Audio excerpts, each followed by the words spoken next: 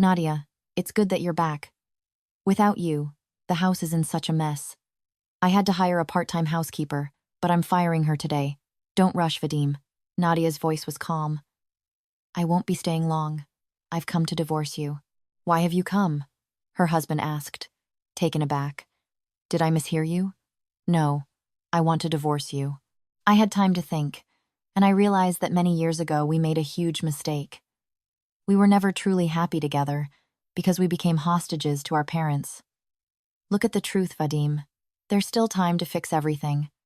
We will part ways and be happy, each in our own way. You want to leave me? Vadim's eyes widened in surprise. You must have gone mad from loneliness there in your village. If you're talking such nonsense, you can't divorce me. People like me aren't left. Vadim, I'm tired of pretending and acting like a loving wife. I don't know how much time I have left, but I don't want to live the way I used to. It would have been better if you had died in your village, her husband muttered. So that's it. You're alive. You don't need me? Well, of course. It would have been calmer for you if it wasn't me who came, but some stranger called and informed you that I was no longer here. No wife. No problems. Don't twist my words, her husband yelled. You don't think about anyone but yourself. Vadim irritably grabbed a bottle of cognac from the bar, poured it into a glass, and drank it in one gulp. You don't care what our acquaintances will think of us if it really comes to divorce. Did you cheat on me? It would have been better if you had truly died. And now everyone will just gossip about Volkov's wife leaving him, so that's what worries you. So, if I were buried and a pile of wreaths were thrown on top, that would be better. But I didn't die. I messed up all your plans. But sorry, that's how it happened. I won't give you a divorce. You won't be able to stop me. I've decided everything for myself. She decided. Vadim sneered. I decide everything here. Or have you forgotten whose house you live in? If you want to leave, you'll leave with one suitcase. And I don't need anything, as long as I get my freedom. That evening, the Volkovs' house was noisy. Nadia and Vadim sat on the sofa in the living room, absorbed in something on a tablet, while their parents sat at a festively laid table. Valera, Anya, I propose a toast to our children. Leonid Mikhailovich raised a glass of wine. Their marriage will benefit our business. My Abaltis won't have to worry about the future. He has everything. Money, the business that you and I, Valera, built for many years. Our children will get all of it. Well, you built the business, Valery Andreevich modestly noted. I'm just running errands for you. You've achieved a lot with your character. I'm a gentle person. I can only carry out your instructions. Don't diminish your contribution to our common cause, the owner of the house said sternly. Without you, it would have been difficult for me. Your accounting skills have saved me from bankruptcy and tax problems more than once. So I declare with confidence, my business is also your achievement. And once our children are married, no competitors will frighten us. It's too early to think about marriage, Nadia's mother began timidly. They should finish school first.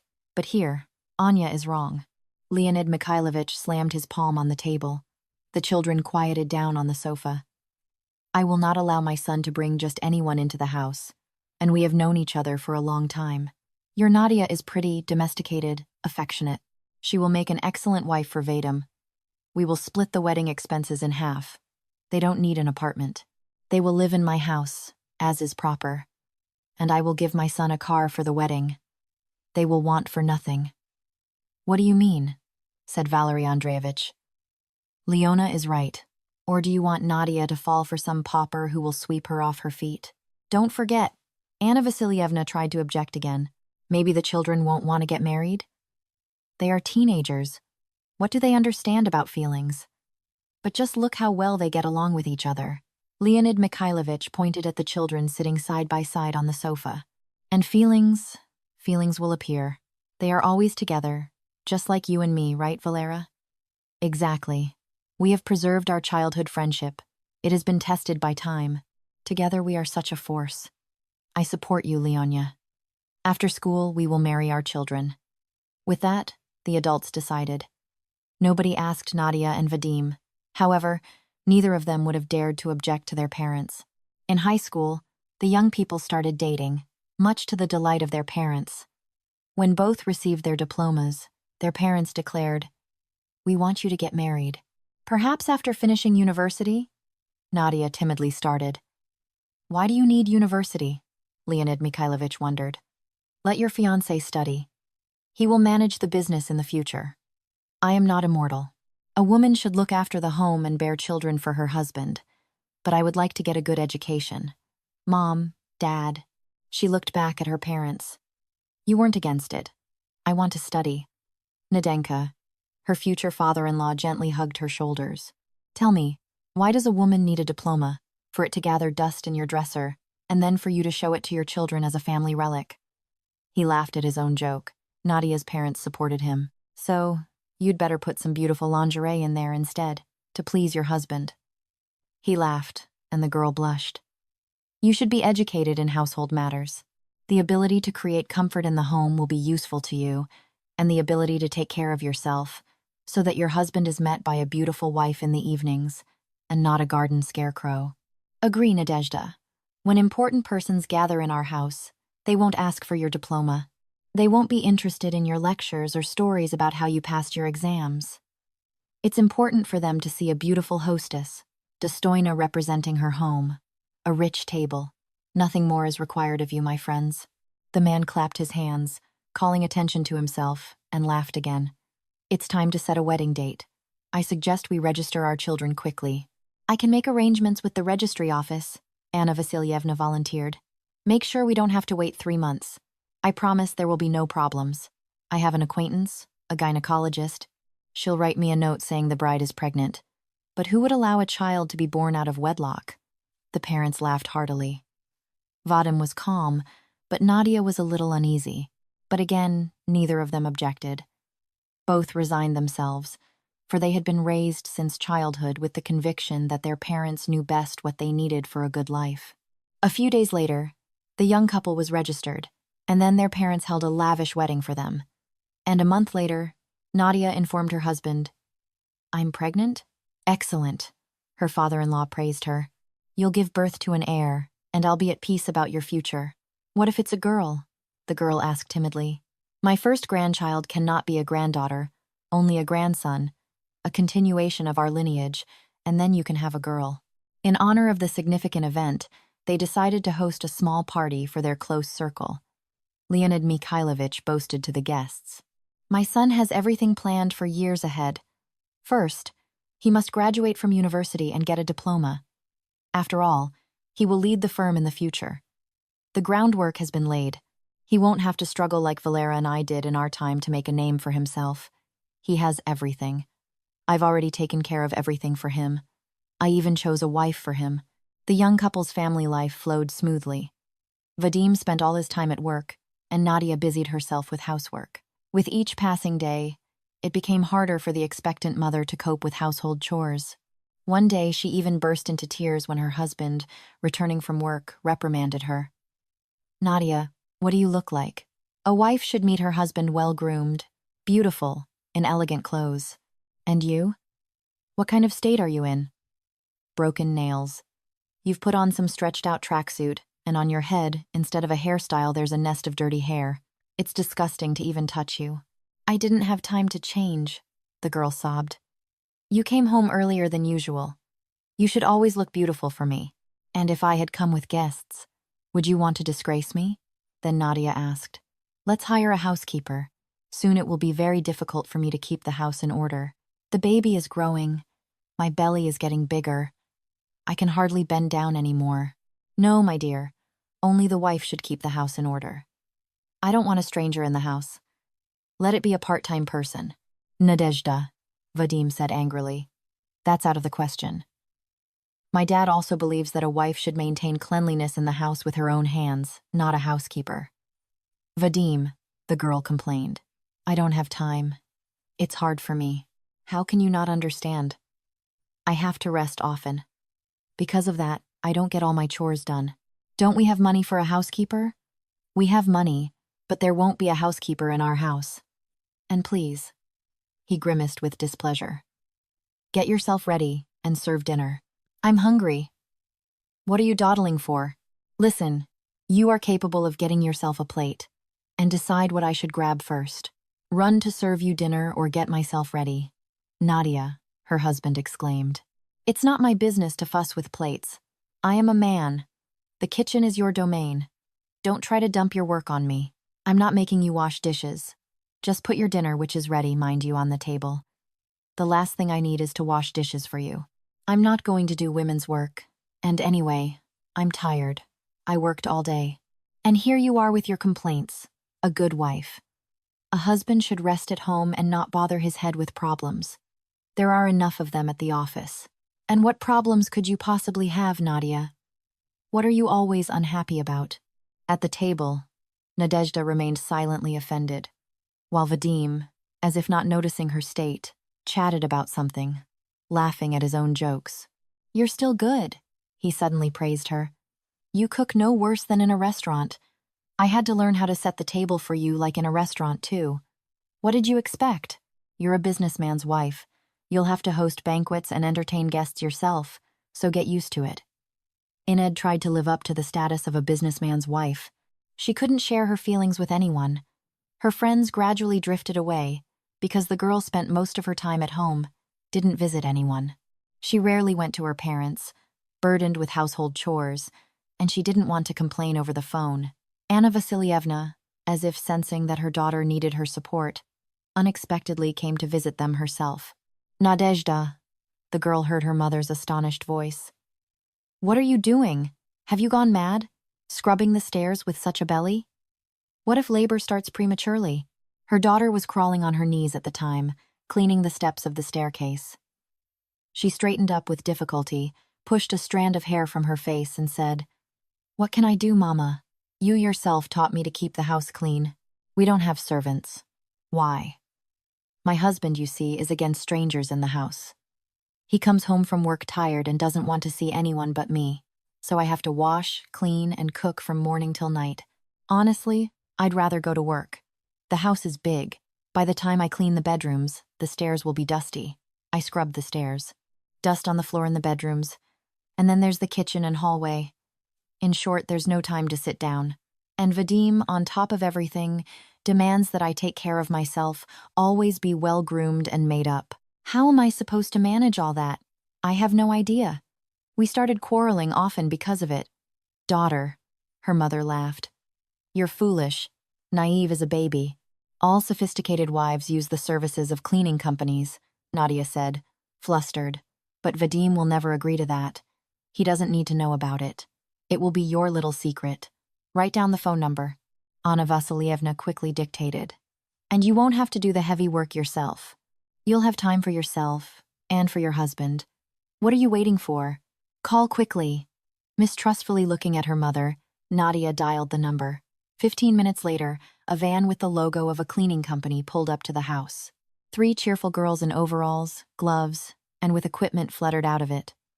The eldest of them clarified. In the application, you specified the living room and kitchen, right? Yes, the hostess replied. Understood, the girl briskly said and gave instructions to the others. And we'll have some tea on the terrace.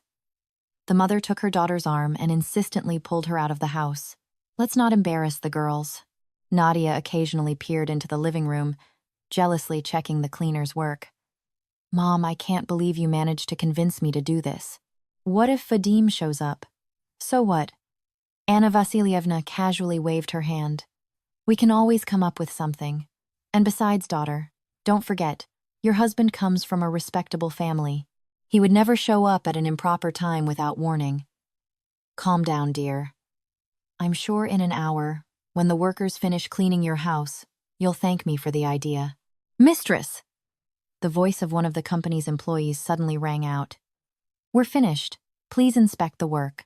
Anna Vasilievna expertly surveyed the living room, then the kitchen, hummed with satisfaction, and asked her daughter, Well, Nadezhda, are you satisfied with the result?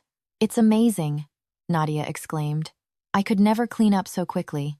I would have spent all day doing it. What did I tell you? Her mother proudly put her hands on her hips. Pay up, dear. The girls probably have plenty of orders. The eldest girl named the sum, presented the act of performed work for signature, and made sure the money was transferred to the company's account. Saying goodbye to the hostess, the girls cheerfully got back into the van and drove off. What if Vadim asks where I spent the money? Nadia got scared again. The amount was considerable. Does he control your bank card? No, he just transfers money monthly and that's it. Then there's nothing to worry about. All wealthy women use the services of visiting cleaners. Only no one admits it. They will insist they maintain cleanliness themselves. By the way, I need to make another call. She moved aside and quickly spoke to someone on the phone. You'll pour me another cup of tea, won't you? The woman winked slyly at her daughter. Well, tell me, she asked, settling comfortably into a wicker chair on the terrace. How are you living here? Mama has something else planned. Be patient, you'll find out everything soon. Half an hour later, another van with the logo of a famous city restaurant pulled up to the house. I'll reveal another secret of a happy family life to you. Anna Vasilyevna smiled broadly and opened the door as soon as the doorbell rang. Come into the kitchen, put everything on the table. Two young men in uniform entered the house. They carried boxes in their hands. Having piled them on the table, they asked for a signature for the delivery and left. Mama, what is this? This is dinner for your husband and father-in-law. They demand that you cook at a restaurant level. Here you go. And you'll have even more free time. So, daughter, unpack the dishes. Check that there's no packaging or price tag left anywhere. Why should men know another one of your little secrets? Oh, Mama, Nadia brightened. You've just saved me today. When the dishes were arranged on the refrigerator shelves, Anna Vasilyevna, businesslike, inspected her daughter and said, Yes, I'll have to seriously deal with you. Get ready. We're going to fix your hair and nails. I'm surprised Vadim hasn't run away from you yet, Mama. The girl impulsively hugged her. How I love this solution to my problems. Thank you, my dear. I immediately felt like living again. Otherwise, I felt like a slave to my husband. You need to be cleverer, daughter, cleverer, and not turn into a foolish hen. Only this way can you maintain peace in the house. Both you and your husband will be happy, and you will have free time for yourself. That's enough talk. Let's go get beautiful. When Nadia emerged from the salon, her mother smiled. You're just glowing with happiness, daughter. Mama, I haven't felt like a confident woman in a long time. It's as if I've been reborn. You look excellent. Her mother hummed with satisfaction. Let's see if your husband notices the changes in you. That evening, Nadia waited for her husband to return from work with a pounding heart. My God, he exclaimed, kissing his wife as usual. You look wonderful today. You finally shed that favorite tracksuit and are meeting me in a luxurious dress. The house shines with cleanliness, and there's an exquisite dish on the table. Nadia, you've outdone yourself. This is the you I love very much. He gently kissed her. The girl was overjoyed. Vadim didn't notice that the food hadn't been prepared by her. He enjoyed tasting one dish after another and praised them. From that day on, Nadia began to use her mother's tips without fear. Fortunately, her husband didn't have a habit of controlling her expenses. Soon, a long-awaited heir appeared in the young family. Lord! Leonid Mikhailovich rejoiced, holding his grandson in his arms. He's the spitting image of his father. Well, then he'll have his character too, and I'll make sure my grandson has the very best of everything. The boy was named Sasha. His grandparents adored him and showered him with gifts. Vadim was not far behind. Why are you spoiling him? Nadia asked when her father-in-law gave the 4-year-old boy a pony. Let him get used to the best, Leonid Mikhailovich chuckled. It would be better if you took him to the forest or the river. It's not fitting for my grandson. Her father-in-law snorted disdainfully. To swim in a river when there's a pool in the yard, and he could get lost or hurt in the forest. We'd better fly to the sea. Right, grandson? Such conversations greatly upset Nadia. She complained to her mother. They've turned Sashenka into a precise copy of Vadim. He's growing up selfish and capricious. He doesn't need ordinary entertainment. He wants something special. Well, Nadia, you're being too picky about your son. Don't forget what kind of family he's growing up in. Of course, we want to do something nice for him. Mama, the girl said in despair. He's a boy, he needs to climb trees, quarrel and make up with friends, but instead, he's not allowed beyond his own yard. I can't even take him to the playground. I think you're exaggerating the scale of the problem. Modern children aren't interested in what you were interested in. That's not the point, Mama. He considers it beneath his dignity, for example, to go to the village. Sasha ran into the room, and his grandmother immediately scooped him up. You, Mama, underestimate Grandma. Grandson will definitely go to nature with Grandma. We will take this sweet boy and go to the shore of the wonderful lake. We will swim, and the water in the lake is warm. Yes. She kissed the boy on his pink cheek. And then we'll spread a blanket on the grass and sunbathe. You can run barefoot on the path, and then our Sashenka won't get sick in winter. Grandma. The boy looked at her reproachfully. Don't you know that the water in the lake is dirty, and dogs and cats do their business on the grass? I don't want to walk on such grass. Nadia's eyes widened. What did I tell you? In the village, we can light a bonfire in the evening and bake potatoes. How fragrant they'll turn out. And if you salt them, they'll be so delicious. You won't taste anything like that in the city. Grandma, you're completely behind the times. Sasha wriggled out of Anna Vasilyevna's embrace, stood opposite her, and looked sternly. Are you suggesting I eat dirty potatoes? I'll get sick. And besides, why bake them in a bonfire? They taste best from the oven or deep fried. I don't understand how you can like all this. Grandfather Leonia says all this is a relic of the past. Well, your grandfather Leonia certainly understands life much more, Anna Vasilyevna said slyly. Son, Nadia squatted beside her son, I liked night hikes with a bonfire. We had a lot of fun. A large company gathered. We dived into the lake from the bridge and competed to see who could swim longest underwater. Mama, are you suggesting swimming in dirty, smelly water? The boy wrinkled his nose. No. I don't want to go to the village. It's best to swim in the pool. Grandpa Leonia thinks that only those who haven't achieved anything in life live in the village. And anyway, what can be fun at night by a bonfire? There's probably not even internet there. It's boring with you. I'm going to play. He headed for the children's room. Dad uploaded such a cool game to my tablet, and the boy ran off, leaving the woman in turmoil. You see how he's growing up. Nadia finally found her voice. He's not interested in anything that ordinary children like. He has nothing to remember. He has no friends because he doesn't go to kindergarten. And the children whose parents visit us only discuss new expensive toys that Sasha quickly gets bored with. I can't imagine what could surprise this child. He's currently being given expensive gadgets, ponies, and God knows what else. And what will he demand in adulthood?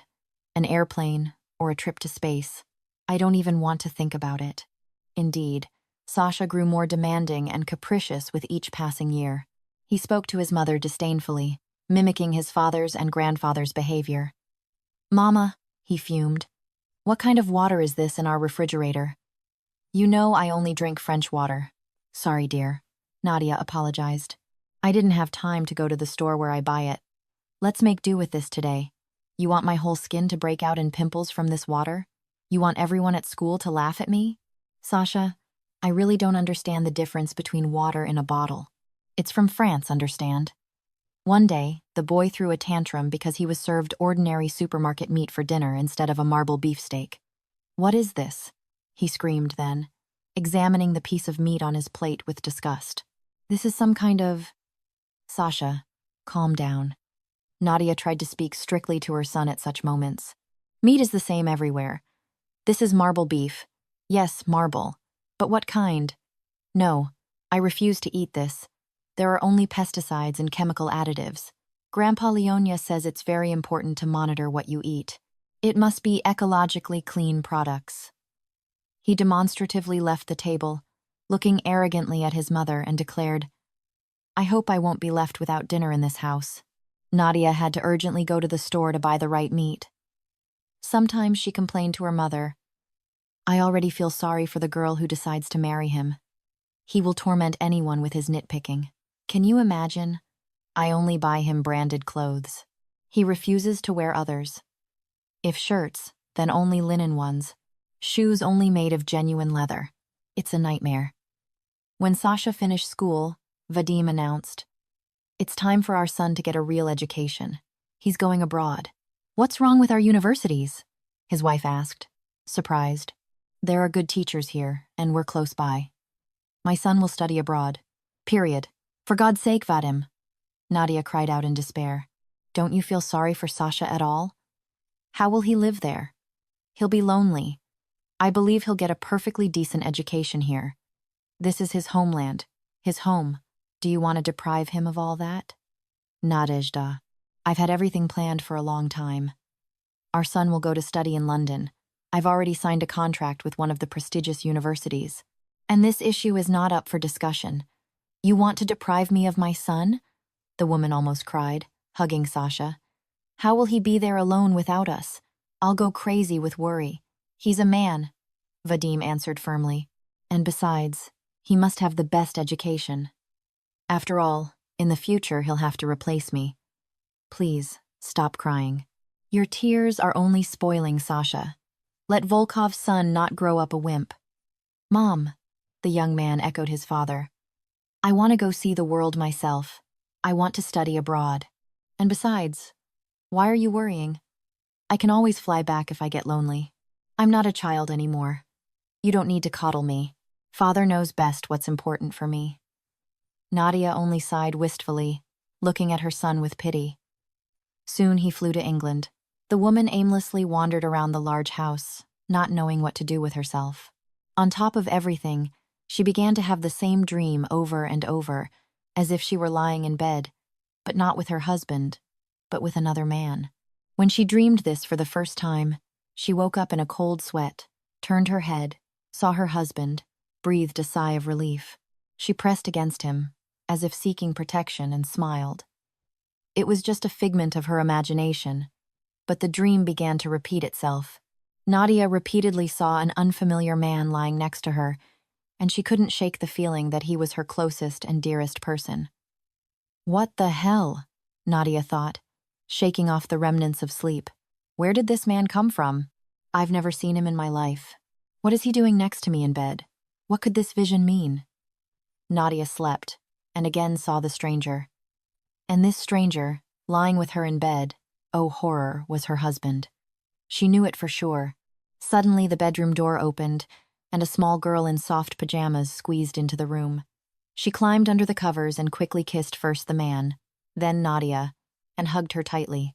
The dream was so vivid that the young woman even felt the cold of the girl's bare feet. Why aren't you sleeping? The man asked the child. Mommy, Daddy, I was very scared, the little girl said. Nadia woke up and didn't immediately understand where and with whom she was. She pressed against her husband, felt his warmth, the familiar scent of his cologne. Where did this child come from? The woman wondered. Why did she call me Mom? Suppose I get pregnant again, and this vision is warning me that we will have a daughter. But then what man is next to me? And where did Vadim go? Her head was spinning. I need to talk to Mom, Nadia decided. The next day, she called Anna Vasilyevna and asked her to come visit her. What happened? Her mother asked anxiously. Your voice on the phone sounded as if something terrible had happened. Mama, the young woman didn't know how to start the conversation. Lately, I've been having the same dream. Yes, you're lucky, Anna Vasilyevna laughed. I don't have dreams at all. Mama, listen, this is important. It's not just a dream. I'm in bed with a strange man in it.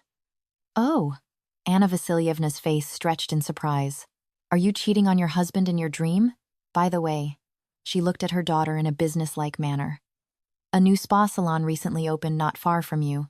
I was secretly told that they do very good jade scraping massages there, no worse than in China. I suggest we sign up there immediately. They say there are terrible queues. Mama, you're not listening to me, Nadia said in despair.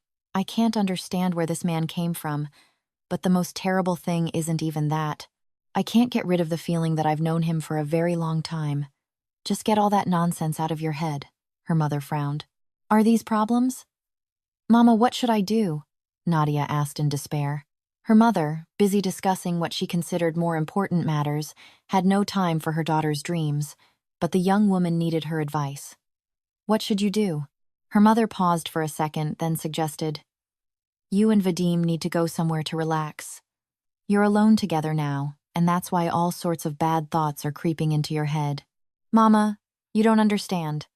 Even in a dream, I shouldn't see another man, but I see him every night. Every night. It's amazing. And even more amazing is that I feel absolutely happy next to him. But it shouldn't be him lying next to me. It should be Vadim.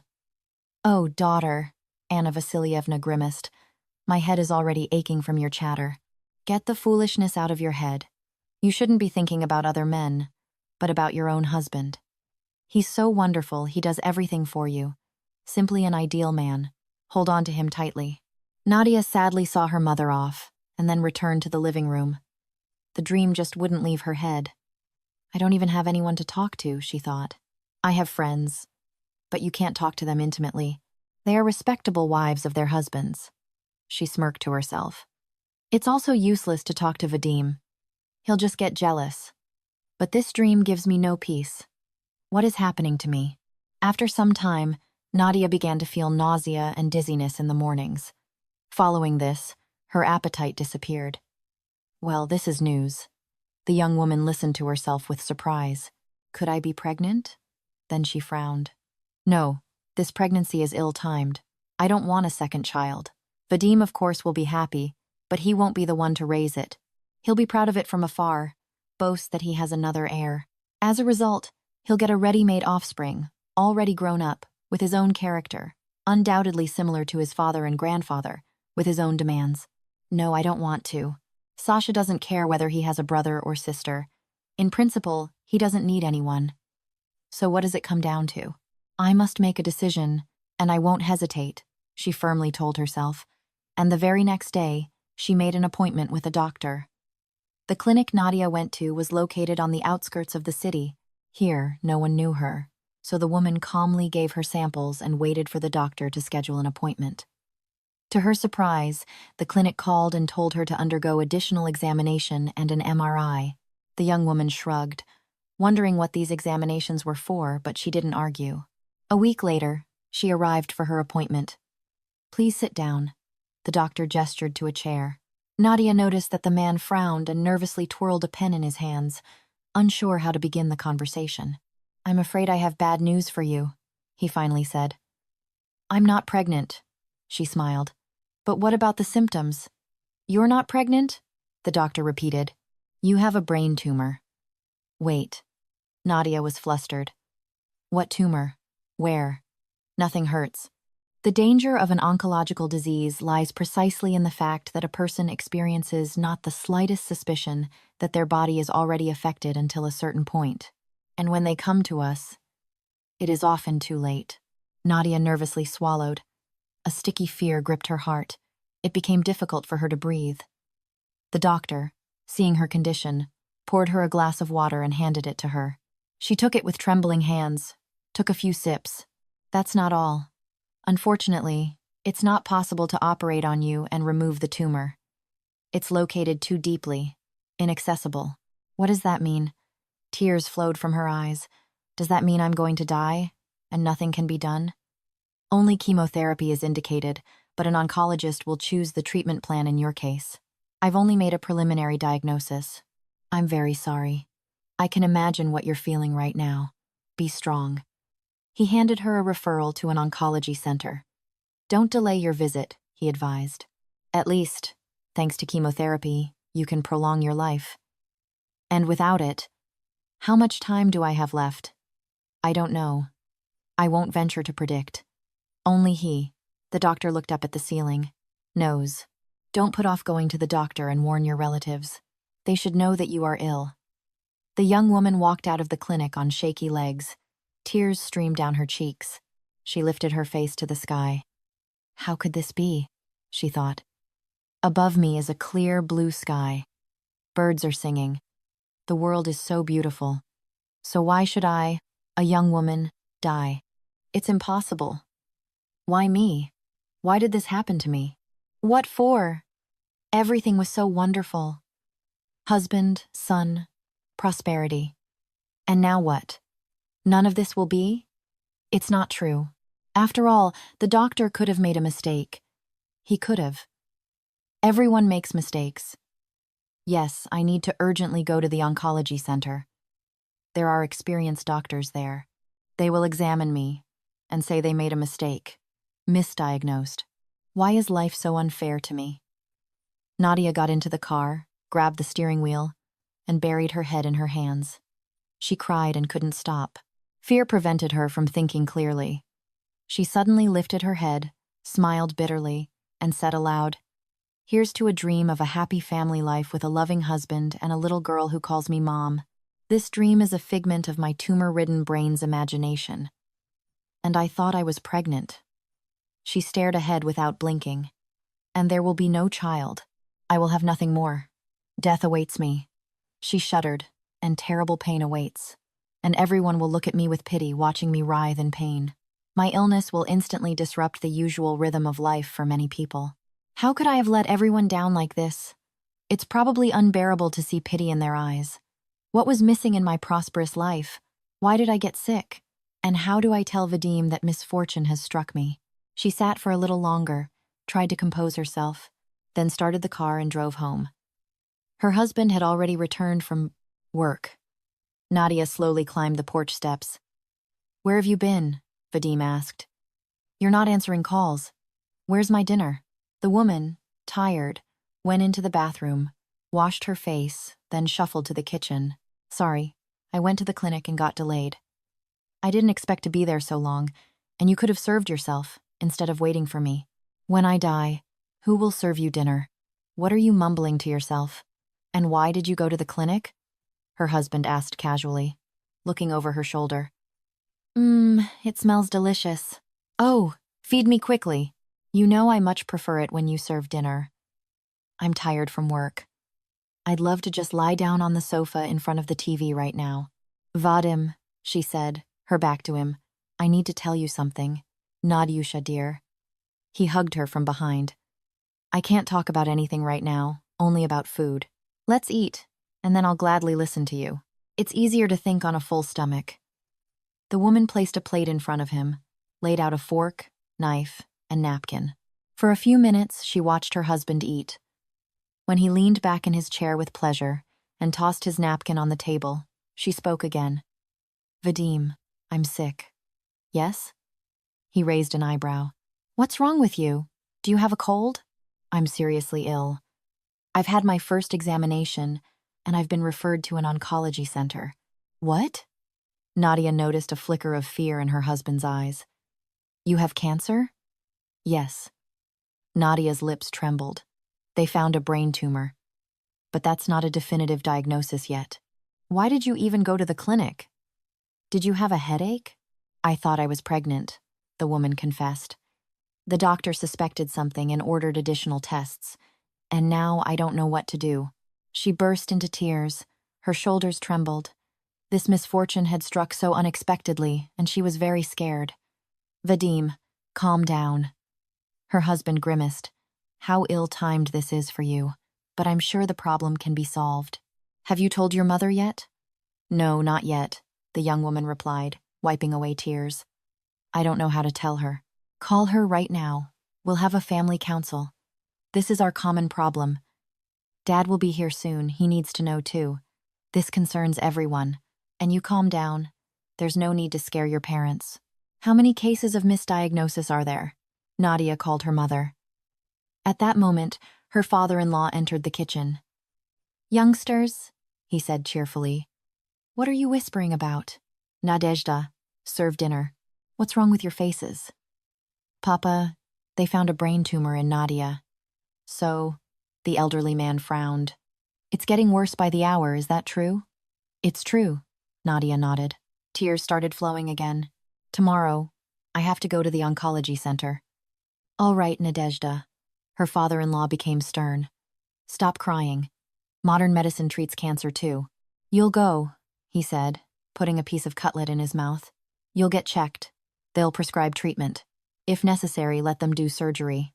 There are no problems with that now. We'll pay any money. If necessary, we'll send you abroad." "Surgery won't help me anymore," the woman said quietly. She flinched. The uncertainty was frightening. While they were talking, Nadia's parents arrived. "What's the occasion for everyone to gather?" Anna Vasilievna said cheerfully, entering the living room. "Mama." Nadia rushed to her mother, hugged her, and burst into tears. "Daughter," the elderly woman was flustered. "What's wrong?" "Vadim." She looked at her son-in-law in bewilderment. "Did you quarrel? Why is she all in tears?" "It would have been better if we had quarreled," Vadim grumbled. "My wife, as it turned out, is seriously ill." "Daughter," Anna Vasilyevna pushed her away, looking into her face. What's wrong with you? I have cancer, the young woman whispered and again burst into tears on her mother's shoulder. Is that true? Anna Vasilyevna said in fear, glancing at Vadim. Yes, he nodded. Nadezhda, don't be down, her husband shouted at her. You'll go to the dispensary, and they'll give you chemotherapy or whatever else is prescribed for this disease, since surgery isn't possible. I'm not the only one with this disease, Vadim. The woman, sobbing, looked back at her husband. Chemotherapy is not a manicure. What do you mean, let them do it? Do you even imagine the consequences? How will I appear in public afterward? What will I look like? Everyone will shy away from me. It's painful and scary. Nadenka. Her mother sat her on the sofa, sitting beside her. Really, calm down first. Maybe get a second opinion. Aren't there medical errors? But where did you get cancer? None of our relatives have it. They all died of old age. I don't know, Mama. My hair will fall out after chemotherapy. She squeezed her mother's hands tightly in hers. I'll have dark circles under my eyes. I won't be able to live like before. I won't be able to entertain guests. I won't have the strength for anything. And with each month, my condition will worsen. I don't know how much time I have left. Silence fell in the living room. We have a meeting with suppliers in 2 weeks, Vadim slowly said. You can't show yourself to them. Why spoil people's mood with your troubles? And what will they think of us when they see you? Vadim. Nadia looked at him in bewilderment. Are you calling my mortal illness a trouble? I believe, Vadim reasonably remarked, no one should know about your illness. They might start distancing themselves from us. I have an example where everyone turned away from a man as soon as they found out he was sick.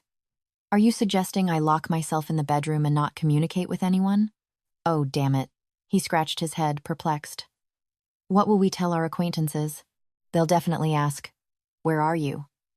Imagine how it would sound if I said my wife is in an oncology center. Ugh, he shuddered. They'll start pitying you and sympathizing with us, an unpleasant prospect. I have another suggestion, her father-in-law chimed in. You'll go to the clinic and stay there until I die. Is that what you meant? Nadia looked at him intently. At least the doctors can keep your condition under control, Leonid Mikhailovich shrugged. It will be better for everyone. Vadim is right. You shouldn't spread the word about your illness. It could harm the business. So that's what worries you most, Nadia said quietly. You're concerned about public opinion. Don't twist my words, Vadim protested. Dad is thinking about the family and the business, so that it's better for everyone. By the way, your treatment will cost us a pretty penny, and if rumors about your dire condition spread, we could lose everything. So, Dad is right. We'll have to hire a home nurse.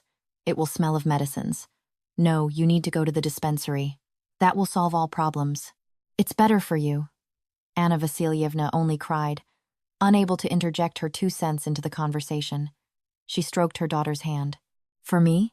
This is better for you. Nadia felt her heart fill with despair. Locking me in a clinic and keeping me there until I die is a wonderful solution. And most importantly, simple. No person, no problem. Thank you, husband.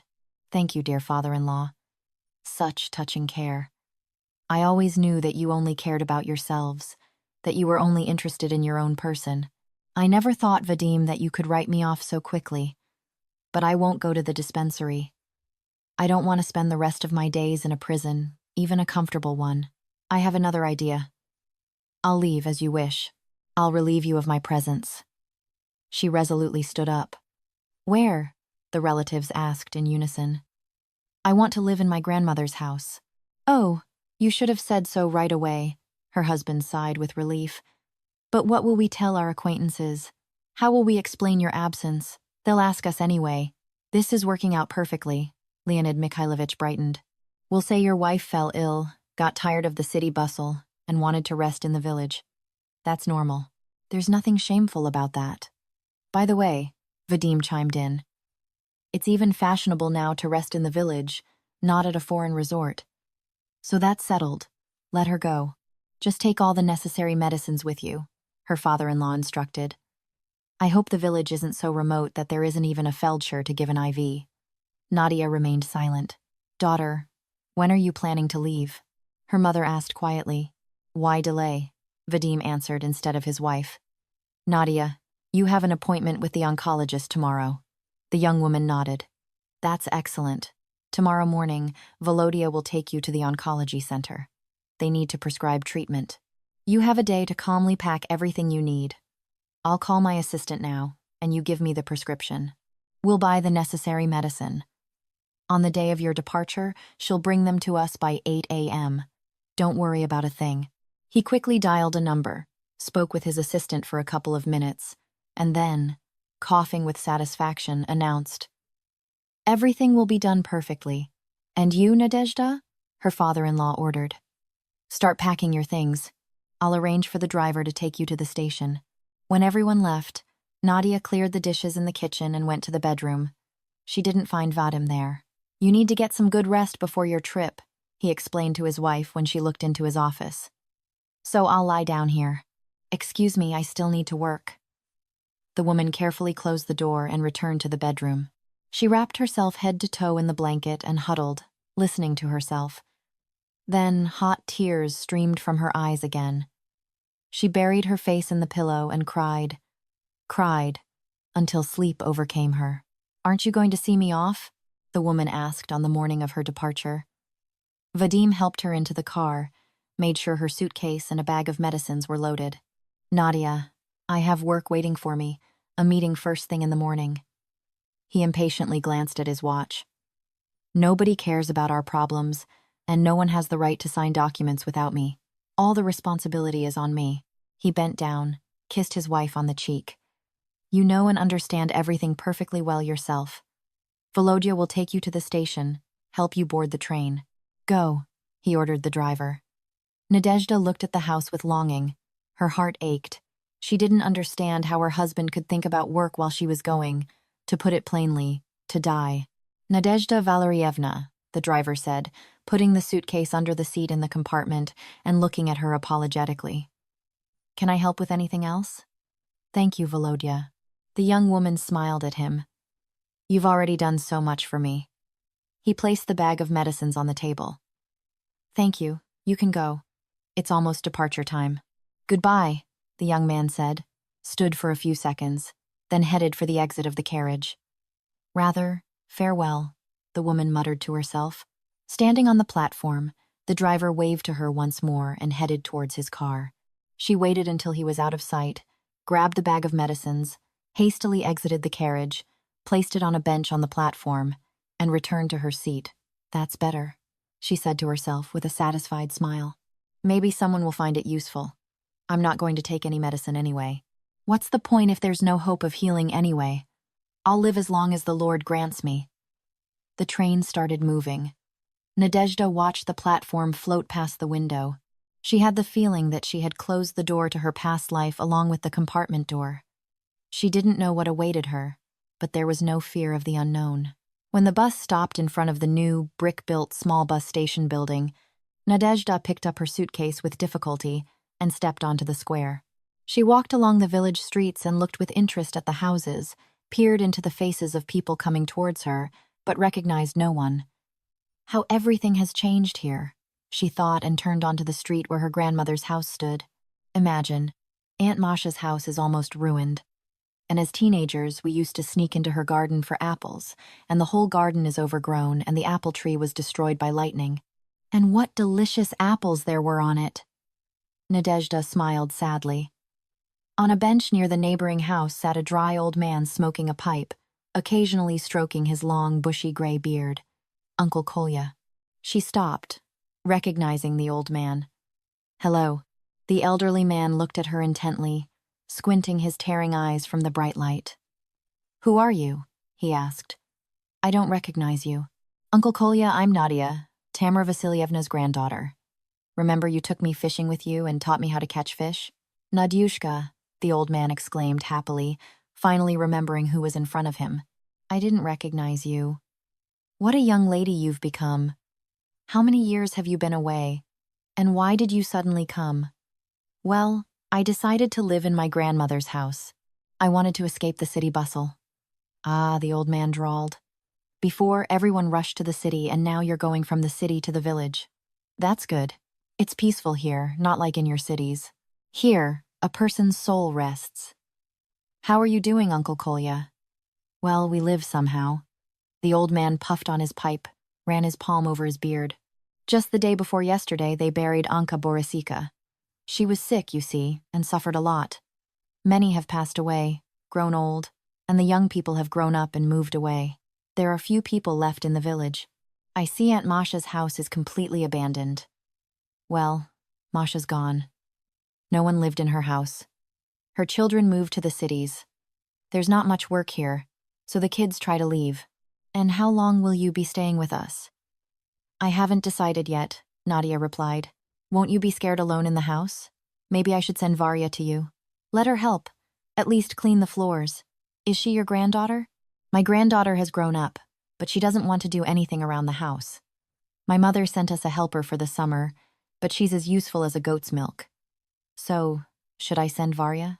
She does everything around the house, but she's just very lazy. No, Uncle Kolya, I'll manage myself little by little. The house hasn't been heated for a long time. Be careful with the stoves, or you might get carbon monoxide poisoning, God forbid. If there's no electricity, you can call Seryoga. The old man waved his hand in some direction. Tell him if you need help with anything. Varka will run to get him, he'll check everything. He can also do repairs there. He's a handy guy. You know him. You and he used to run around the village together during the summers. Seryoja Kakushin. Yes, that's him. Now he's a big shot. He has his own team of electricians.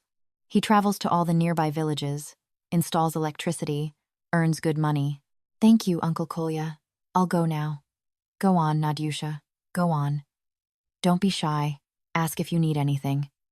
The old man watched the woman leave and then sank back into his thoughts. The woman opened the door with a key and entered the house. She looked around and smiled. Well, she said aloud. How many years the house has stood and no one broke in? Everyone in the village respected Grandma. No one would have thought of damaging anything in her house, and there are no strangers here. It's good, just dusty. Nadezhda drew back the curtains, opened the windows to air out the rooms. She looked around, wondering where to start cleaning. She opened her suitcase, took out a t-shirt, shorts, found a bucket, rags, and began diligently wiping away the dust. She took down the dusty curtains, put them aside for washing, started the stoves to dry the house, went to the bathhouse to check if everything was in order there. She immediately started the stove to wash clothes. Until evening, she washed windows, floors, washed and starched curtains, beat pillows and blankets. She tried to do everything just as her grandmother did. Deep into the night, she went to the bathhouse, came into the house, and fell onto the bed, exhausted. She remembered that she hadn't eaten yet today. Just as she thought about it, there was a knock at the door. Nadezhda was frightened. Her heart began to pound in her throat. She slowly approached the door, listened. "Who's there?" she asked in a trembling voice. "Aunt Nadia." She heard a clear girl's voice. "My grandmother sent me to you." Nadezhda opened the door and saw a teenage girl with a pot in her hands. "My grandmother sent me to you," the girl repeated. "She says you're probably hungry from the road and haven't bought groceries. My name is Varya." Ah, the woman understood. "You're Uncle Kolya's granddaughter?" "Yep," the girl replied. "You take the pot, and I'll run home." "You'll return it tomorrow," Grandma said. The girl ran off. Nadezhda smiled, opened the lid, and found mashed potatoes with cutlets. This could feed more than just me. I somehow forgot. She returned to the kitchen. That the relationships between people are quite different here? I need to go to the store tomorrow to buy groceries. I really have nothing at home. The woman hadn't slept so well and peacefully in a very long time. She was awakened by the sun's rays. She stretched, feeling her whole body ache. It seemed she had overdone it with work yesterday, but today she could work in the garden. She lowered her feet onto the clean, bleached floorboards and pleasantly walked across the woven rugs to the kitchen. She had breakfast, took the empty pot to her neighbor, not forgetting to put a handful of candies in it as was customary. Tamara would have been so happy, the elderly woman, Uncle Kolya's wife, said, mumbling with her toothless mouth as she took the pot. She loved it when you came to visit. Aunt Mira opened the lid and laughed. You haven't forgotten our customs. Good girl. Are you here for long? Why are you prying? Uncle Kolya grumbled. He sat on a bench outside the house with a pipe in his mouth. Let her live as long as she wants. Thank you, Nadezhda said politely. Go, go, girl. There's work to be done. The house needs hands. Nadezhda returned home, inspected the garden, and decided it was absolutely necessary to whitewash the tree trunks. She got ready and went to the store. Once there, she thought it would be a good idea to paint the windows, too. By evening, the window frames and casings gleamed white. The garden was transformed, and it seemed as if the trees even looked fresher. It's a shame I don't know how to mow the grass. Nadia thoughtfully looked at the overgrown, long, uncut grass around the house. I need to ask Uncle Kolya tomorrow if someone would take on the mowing. Every day now was filled with tasks. She thought she would miss her old life, but thoughts of her husband, parents, and son only visited her closer to evening, when Nadezhda, having bathed in the banya, lay down on clean sheets. She several times tried to call home, but each time postponed it, because as soon as her head touched the pillow, her eyes would immediately close, and in the morning, new worries would appear. A month passed like that. One day, she was talking to her mother on the phone. "How are you feeling?" Anna Vasilyevna asked cautiously. According to all calculations, the patient should have already been lying down, unable to get up, and suffering terrible pains. "The headaches don't bother me. I have medicine. Maybe I should come to you? You could send me the prescription, and I would bring you everything you need, Mama." Nadia listened to herself. "And you know, my dizziness has stopped bothering me, and the nausea is gone." "Are you serious?" her mother asked, surprised. "Does that ever happen? The medicine must have worked for you. So, when did you see a doctor? Is there even a Feldscher's office left in this village? Why are you silent?" Her daughter didn't admit that she wasn't taking any medicine. She herself couldn't explain the improvement in her condition. With her daily chores, she had completely forgotten about her ailment. "I don't know how to explain the improvement in my health. Maybe the country air had a beneficial effect on me. Or the fact that I get enough sleep, and I sleep like a baby. I don't have nightmares. I don't suffer from insomnia. I live only for today." "And you don't miss your old life at all?" "No, I'm good here, peaceful." "You've probably completely stopped taking care of yourself. Is there at least some kind of beauty salon there?" "Mama," Nadezhda laughed cheerfully, "why do I need a manicure? It's uncomfortable to dig in the dirt. And there's no one here to appreciate fashionable hairstyles, but I don't appear in the store in old sweatpants. Everyone knows I'm from the city. I don't want to disappoint the local fashionistas." Nadezhda was indeed happy. She was in no hurry. She went to the forest, to the river, sat on the bench with Uncle Kolya in the evenings, and talked with him about various topics. And sometimes they just remained silent. The old man smoked, and she listened to the birds singing. One day, Nadia went into the forest for mushrooms. Moving from tree to tree, she didn't notice how deep she went into the forest until she suddenly realized she didn't know which way to go. It gets dark quickly in the forest. The woman frantically tried to get her bearings, circling in one place. Panic gripped her. She sat under a tree and cried, shouting loudly, "Help! Oh my God!" She clutched her head.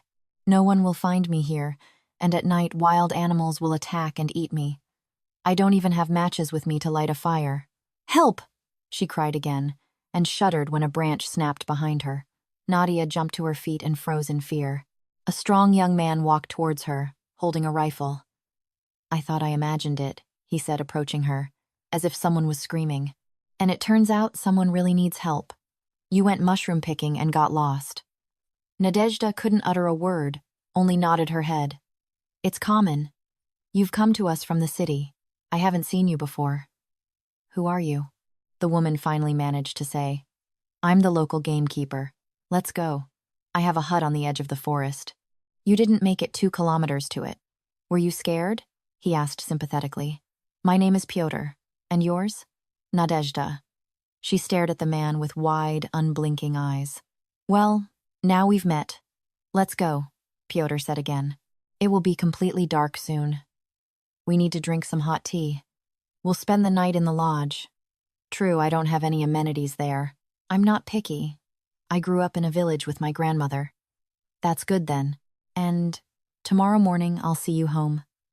The man walked ahead, occasionally glancing back at his new acquaintance. In the hut, he turned on the light, put the kettle on the stove. Unfortunately, I have nothing to feed you. I've been walking through the forest all day, but I'll give you tea.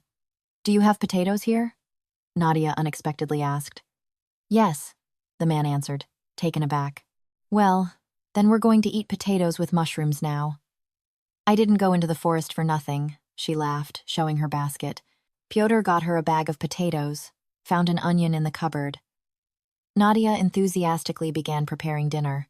Why are you looking at me like that? The man inquired. I know you, Nadezhda confessed and blushed. Really? The man shook his head in doubt. It can't be. I don't remember you. I saw you in my dreams. The woman laughed, noticing the man's face stretch in surprise, and confusion reflected in his eyes. Don't think anything bad. I'm not crazy, and our meeting was bound to happen. After all, it's no coincidence that I was drawn here like a magnet to my grandmother's house. I couldn't understand why I kept having the same dream, in which I saw you and myself. The dream came true. Here I am, and here you are. Nadezhda again chuckled quietly. Actually, I came here to die. To die? The man was even more surprised. Yes, I was diagnosed with a terminal illness. Basically, I was already a goner. Did you come here with family? Who's looking after you? Why the hell did you go into the forest then? What if something happened to you? My family would have been glad of it. Nadia smirked wryly. I'm here alone. My family, when they learned of my diagnosis, wanted to lock me in a ward and wait for me to die. No, they would have even hired a nurse for me, and the doctors would have doted on me because my family has enough money for that. But I decided that it would be best for me here, in nature, in my grandmother's house. My childhood passed in it. I gladly came here until my grandmother was still alive. They sat down at the table. The woman removed the lid from the frying pan, sniffed. What an aroma. Only in this forest do such fragrant mushrooms grow. In the city, you can also buy them in the supermarket, but those mushrooms have neither taste nor smell. She served potatoes with mushrooms onto 2 plates, and they both began to eat dinner. Pyotr brewed fragrant tea. What herbs are in there? Nadia asked curiously, taking a sip of the hot drink. There's chaga, and blackcurrant, and mint, thyme. The tea will help you calm down. You're overwrought? I feel very calm next to you, Nadezhda admitted. I haven't spent time so intimately in a long time. You said you saw me in your dream. Is that really so? Yes. I've been having a strange dream for a long time, and I saw the man's face very clearly, and you are very similar to him. Tell me, do you believe in fate? The woman asked after a moment of silence. Before I met you, I didn't, Pyotr admitted. And now I don't even know. I wasn't supposed to go to the lodge today, but I noticed traces of a strange car and decided to check who had driven onto our territory. People ended up with us by accident. Their car broke down on the road. I called for help for them. Well, I headed to the lodge because it was too late to go home. Even I don't walk through the forest at night. And then I stumbled upon you. They fell silent. Are you married? Nadezhda suddenly asked. I divorced my wife. She wanted to live in the city. And what kind of work is there for a gamekeeper in the city? We quarreled. She set a condition. Either I quit and we move together, or she moves alone and we divorce. And you stayed here? Yes, I can't live without the forest. And you don't think I loved my wife, but I didn't hold her by force? I saw that she didn't like it here. I don't understand what's so good about the city. He shrugged. I thought my whole life was in the city, Nadezhda said thoughtfully. And now I realize what I deprived myself of. Here everything is familiar. Native, people, forest, river, where we used to run with friends to swim. I lived all these years as if in a golden cage. Yes, I could afford everything, but I never found love. And my husband? My husband. The woman suddenly remembered Vadim. We got married because our parents wanted it. There was never a kinship of souls between us. You know, like between very close people. I've been here for a month already, but I don't miss anything at all. Strange, isn't it? They fell silent. She didn't feel like sleeping at all. They talked a lot, forgetting about time. It's getting light, Pyotr finally said. It's time to get ready for the road. He reluctantly got up, carefully looked around. Nadezhda, meanwhile, cleared the table, glanced in the mirror, adjusted her hair, took her basket. I'm ready, she smiled. I don't want to leave, Pyotr admitted with regret. If it weren't for work, I haven't felt so good in a long time. Talking to you immediately made me feel lighter. Maybe we should switch to tea, informal, the woman suggested. Let's, the man rejoiced. He closed the door to the lodge and headed towards the village. Nadezhda kept pace. Half an hour later, they were already there. Pyotr walked Nadia all the way to her house. I've arrived. She looked at him warmly. Thank you. I didn't even think about my illness today. Marry me, Pyotr said unexpectedly. Are you joking? Nadezhda was surprised, but her heart suddenly felt so light, so cheerful, as if she were not a woman experienced in life, with an adult son but a teenage girl returning from a date. No. The man was completely serious. I have never met a woman like you, and I didn't believe that you could fall in love at first sight. I understand. We are not young. My confession sounds strange, but I feel that I have been waiting for you all my life. He held her hand in his. I have a feeling that I have known you for a long time. What will you answer me? But I'm married, Petya. I need to get a divorce first, then pack your things, and move in with me. We'll live together. No, I don't want to start our life with sin. I want everything to be honest. I promise I'll go to the city and ask my husband for a divorce. I don't think he'll object. You won't come back. I will come back and we will get married. I don't want people to point fingers at me. You know yourself. You can't hide from the population here. Everyone is in plain sight. I understand you. Pyotr nodded, agreeing. I will wait as long as necessary. He brought her hand to his lips, kissed it gently. Goodbye. She smiled at him and disappeared into the house. Pyotr stood for a couple of minutes, contemplating something, then strode into the forest. Nadia. Vadim looked at his wife in fear, as if she were a ghost. You didn't expect me, she smirked. You hoped I was already dead? No, but you said you were terminally ill, that the doctors had given you very little time, and you look wonderful. Even your eyes are shining. What happened to you? Did a local healer cure you? The doctors were a little too quick. Nadezhda smirked again, to write me off as dying. Well, how could you, Nadia? Didn't you have chemotherapy? No.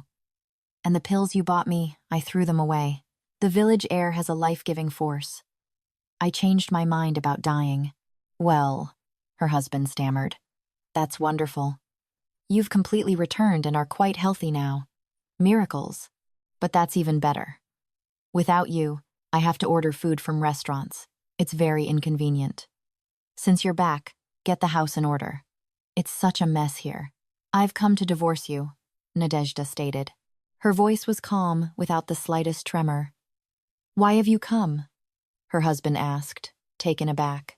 Did I mishear you? No, I want to divorce you. I realized that many years ago we made a huge mistake. We were never truly happy together. This whole month I've thought a lot. Both of us were hostages to our parents, but there's still time to fix everything. The doorbell rang. Nadia went to open it. Daughter! Her mother rushed to hug her. I couldn't believe my ears when you said you were back. She looked her up and down. Looking at you, no one would ever say that just over a month ago you went to the village to die. She hugged her tightly. I won't ask how you are. It's obvious you've recovered. Your eyes are sparkling. You've lost weight, of course, but it even suits you. Are you completely back? She came to divorce me, Vadim spoke up. Perhaps you, Anna Vasilievna, can reason with your daughter and tell her that husbands like me are not abandoned. Nadia. Her mother was shocked by what she heard. Is that really true? It's true, the young woman calmly replied. You can't do that, daughter, her frightened mother stammered. Can you imagine the public outcry your divorce will cause? Why did you decide to divorce? What doesn't suit you? Does your husband treat you badly? You have an adult son. I'm tired of pretending. You know perfectly well, Mama, who initiated our wedding.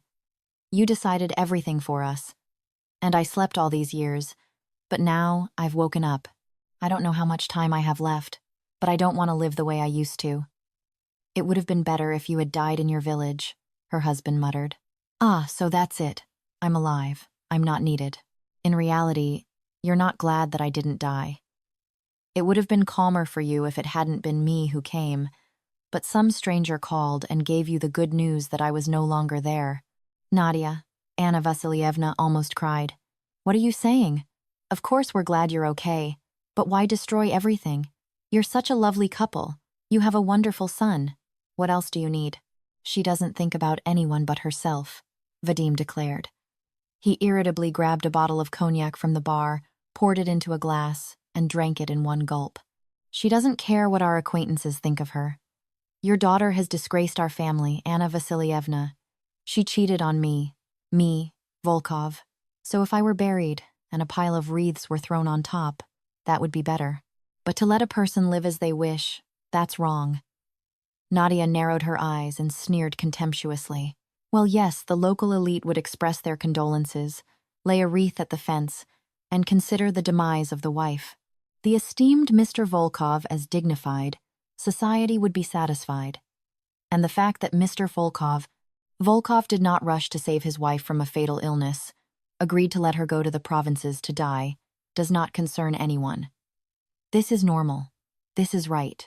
Worthy of a man. No one will dare to condemn him for this.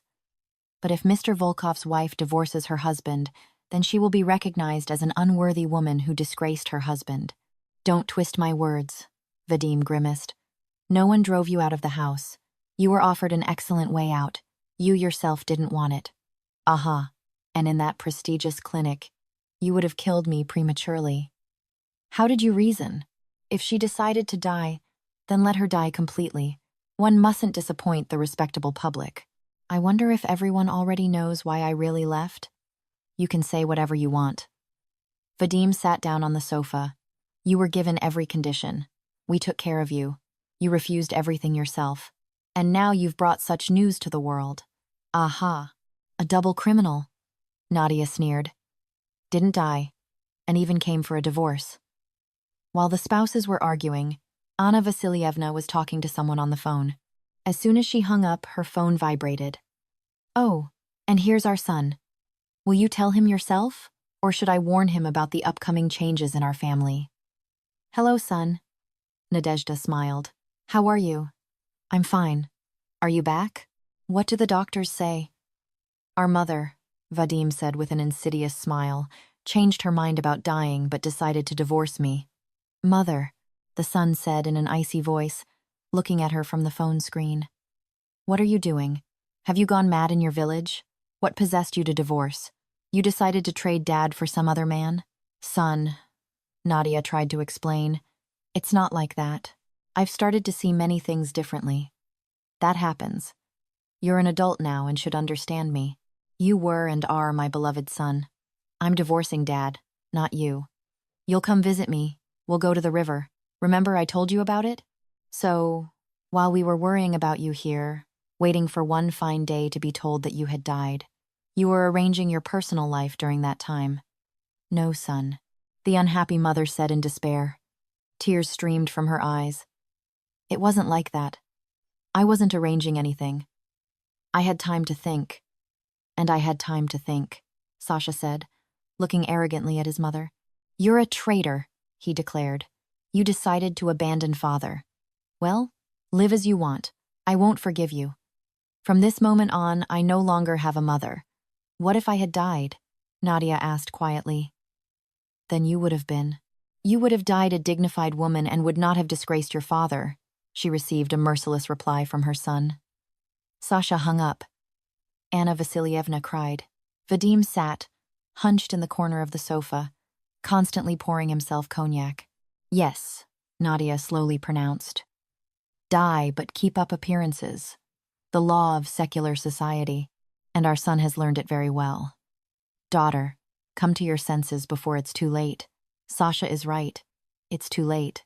Mama. My son grew up an egoist. Genes took their toll.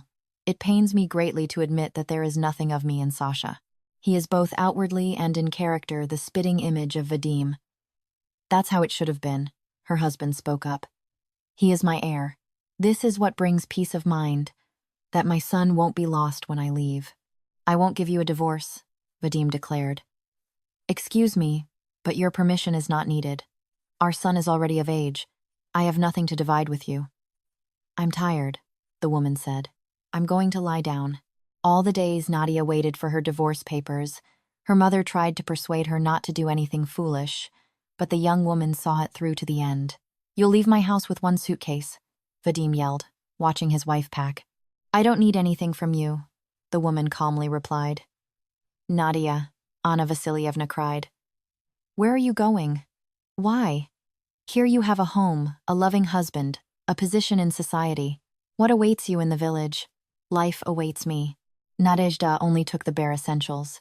You won't get the jewelry. Vadim blocked her path to the safe. I wasn't going to take them anyway. Where would I wear them in the village? Keep them. Maybe they'll come in handy for you. Daughter, don't lose your mind. Every family has disagreements. Why let everything fall apart? I don't understand. How can you abandon a rich, comfortable life and move to a remote village where there isn't even a hospital? You've turned the whole family upside down. Father didn't come. He got drunk so he wouldn't be a witness to the nightmare you've created here. Everyone has turned away from you. Your son forbade calling. What have you done? Mama, everything will be fine with me. Don't worry, and tell Dad that I love him very much.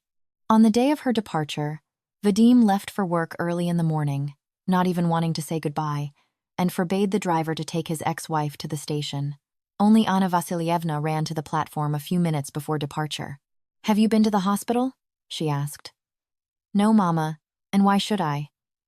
I'll live as long as I live, just to be far away from this sickening world. I lived so many years as if in a prison, and I would have continued to live if I hadn't gotten sick. Now, everything old is over. You've lived your whole life in this world, her mother reproached her. This world gave you everything, and it took away the most important thing, the ability to love whom I want. And now I am free, and there's no turning back. I regret nothing. I'm going where I'm expected. At the station, Nadezhda was met by Pyotr. I knew you would come back to me. He scooped her up in his arms and kissed her for the first time. How I waited for you. Now, will you marry me? Yes, the woman replied, looking at him with adoration. In a nearby village, in an old wooden church, the priest married Nadezhda and Pyotr. Where will we live? The young woman asked one day, as she and her husband lay in bed in her grandmother's house. I have a big house, unfinished though. I never quite got around to finishing the construction. It's been a long-term project. Now, I think, it's time to finish what we started. We need to hurry. She looked at him cunningly. Soon there will be 3 of us. What? Pyotr looked at her in bewilderment. Soon we will have a child, Nadezhda smiled. My God, what happiness. The man began to tenderly and gently kiss his wife. I promise that our baby will come home from the hospital to a new house. He kept his promise. While his wife was in the maternity hospital, Pyotr made the final preparations before the housewarming. Mama, you have a granddaughter, Nadezhda announced to Anna Vasilievna when the initial excitement after the new arrival had settled. Nadia, daughter, how happy I am, her mother cried. And you didn't say anything. How I want to come visit you, even for a short while. Come, Mama, we'll be very happy. Oh, and what did you name the girl? Anechka, in your honor, my dear, Anna Vasilievna tearfully said. Thank you. I love you and your daughter very much. Come, Mama, play with your granddaughter. We live in a big, beautiful house that Pyotr built for us. There's a lake nearby. We watch the sunrises and sunsets. When Anechka grows up, we'll all go fishing together. Remember how Uncle Kolya taught us to catch fish with bamboo rods using worms? And then we'll cook fish soup over a bonfire? And I've missed baked potatoes from a bonfire, her mother admitted. And we'll eat them, Nadezhda chimed in, fluffy, smelling of the bonfire, not afraid to get dirty. You tell it so wonderfully, daughter, that I really want to come visit you and meet Pyotr. I want to see who so drastically changed my daughter's life. Time passed. Anechka grew up and often ran into her parents' bedroom at night to hide under the blankets from scary dreams. Nadezhda, waking up, looked with a smile at the familiar face of her beloved husband. She was never surprised to see him beside her. It seemed to her that it had always been this way. The strange dream had come true. Nothing marred the young woman's life. She forgot about illnesses, dizziness, and fainting spells. They were no more. Now Nadezhda was truly happy.